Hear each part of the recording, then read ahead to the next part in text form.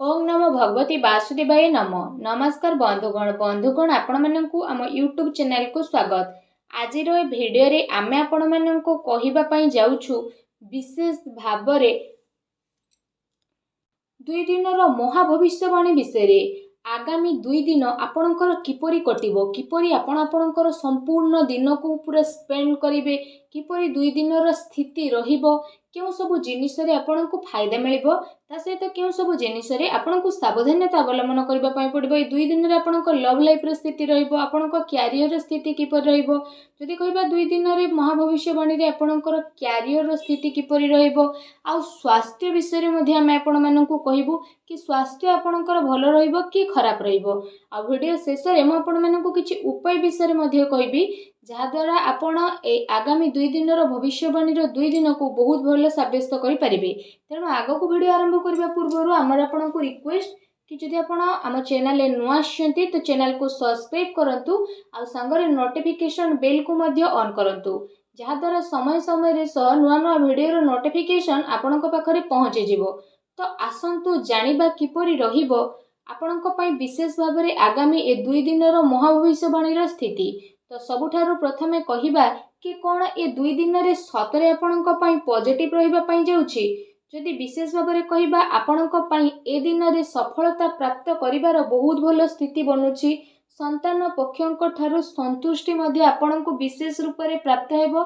समय अनुसार संतानक सहयोग मध्ये आपणको प्राप्त हेबो। ता सहित संतानकर कार्यकलाप तथा घर परिवार आवश्यकता उपरे आपण विशेष भाबरे आगको बढ़िबा पई ट्राई करिवे। आपणकर संचार कौशल विस्तारता आसीबो। ता सहित आपण प्रतिटी जिनिसरु विशेष भाबरे आगको बढ़िबे। आ बहुत ही लाभ आपणको प्राप्त हेबो। नुआ नुआ फ्रेंड्स आपणकर बनिबे, नुआ योजना मध्ये आपण करिवे, जहा द्वारा आपणको बहुत ही अधिक सफलता मिलिबो। लंबा समय जहाँ भी अटक रही कार्य तो से कार्य आपण करिवे, आपणको उन्नति मिलिबो। या सहित जदि विशेष भाबरे कहिबा आपणक पई दूर यात्रा हेबो, जहाँ आपणक पई अति लाभदायक सिद्ध मध्ये हेबो। ता सहित से सबु द्वारा मध्ये आपणको बहुत अधिक लाभ मिलिबो। या सहित आपणकर मान सम्मान रे मध्ये वृद्धि घटिबो। मल्टीनेशनल कंपनी रे कार्य करुतबा लोकंक पई मध्ये ए समय बहुत ही भलो समय रहिबो। आपणकर अनेक महत्व आकांक्षा विशेष भाबरे पूर्ण हेबार संभावना रही, जहा द्वारा आपणक मन बहुत ही प्रसन्न रहिबो। पाठ पढ़ा संबंधित ए दिन रे आपणको बहुत ही भलो सफलता मध्ये प्राप्त हेबो। भूमि भवन वाहन किणे किणी पई दिन आपणकर बहुत भलो रहिबो। एहा सहित जदि विशेष भाबरे कहिबा आपण निजे निज उपरे बहुत अधिक भरोसा करिवे। राजनैतिक क्षेत्र रे लाभ आपणको विशेष रूप रे प्राप्त हेबो। ता सहित ए 2 दिन रे जदि हम आपणको कहिबु संतानक प्रति आपणकर व्यवहार काफी भल रहिबो। संतानकर व्यवहार द्वारा आपण काफी संतुष्ट हेबे। विद्यार्थी को तांको परिणाम रे ए दिन रे विशेष रूप रे सफलता प्राप्त हेबो। जो दिन पई आपण परिश्रम करितिले से परिश्रम रे सफलता मिलिबो। ता सहित आपण आपणकर ज्ञान को बढ़ाइबा आ लोकंक द्वारा निजर विचार बांटिबारे आपण समर्थ हेबे। आपण अन्यर जरूरत को ध्यान रे रखिकी सामान्य ठारू अधिक विचारशील मध्ये नजर आसीबे। ता सहित आपणकर इच्छा आपणको सहयोग करिबा पई प्रेरित मध्ये विशेष भाबरे करिवो। मित्र भाई बंधु इत्यादि सह बहुत ही भल संबंध आपणकर रहिबो, जहा द्वारा काम कार्य सहित घर परिवार रे मध्ये जणे आउ जनक प्रति काफी भल संभावना उत्पन्न मध्ये करिवे, जहा द्वारा आपणक मन बहुत ही प्रसन्न रहिबो। आसंतु जानिबा ए दिन रे आपणक पई कोन नेगेटिव रहिबो। कौनसी प्रकार वित्तीय निवेश पई ए दिन आपण भाबी चिंती के आगो को बढ़ंतु।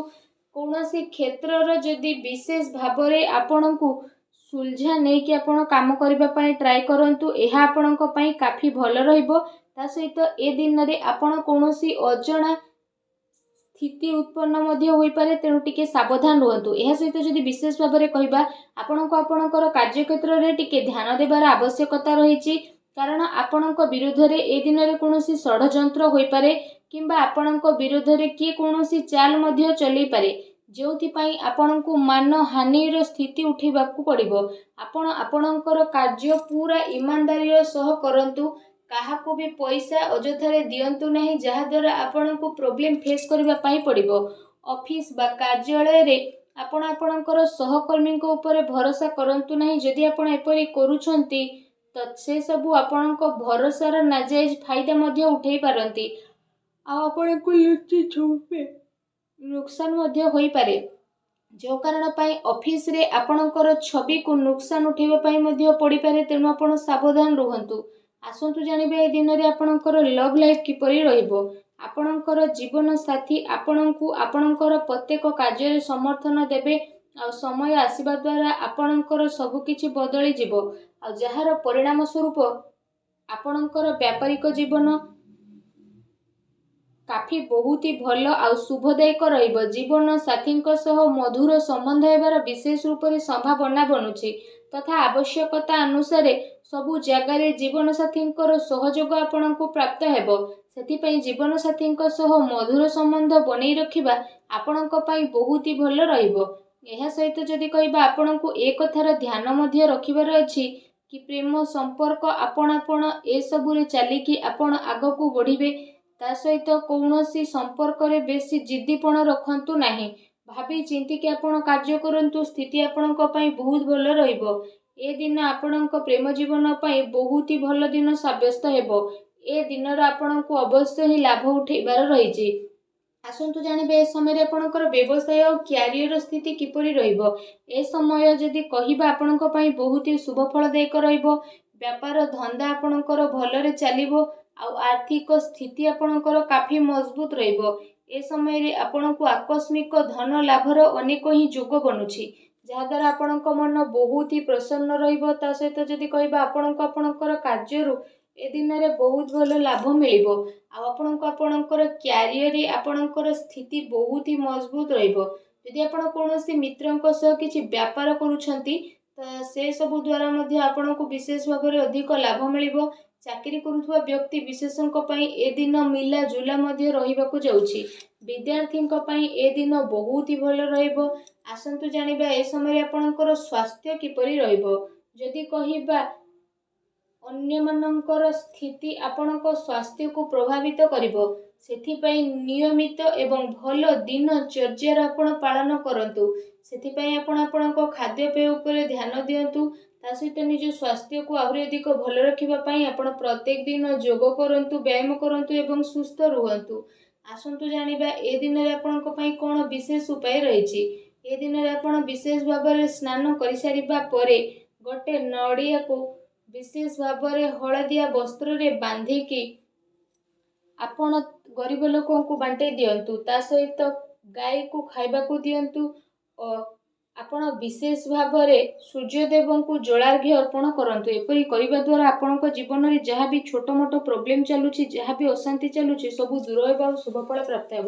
ଭିଡ଼ିଓଟି କେମିତି ଲାଗିଲା ଆମକୁ କମେଣ୍ଟ କରିକି ନିହାତି ଜଣାଇବେ। ଚ୍ୟାନେଲରେ ନୂଆ ଆସିଥିଲେ ଚ୍ୟାନେଲକୁ ସବସ୍କ୍ରାଇବ୍ ମଧ୍ୟ କରିବେ। ଧନ୍ୟବାଦ।